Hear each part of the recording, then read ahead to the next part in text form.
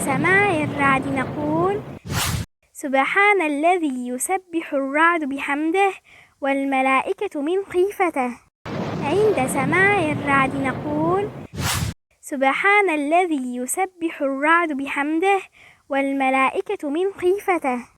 عند سماع الرعد نقول سبحان الذي يسبح الرعد بحمده والملائكة من خيفته.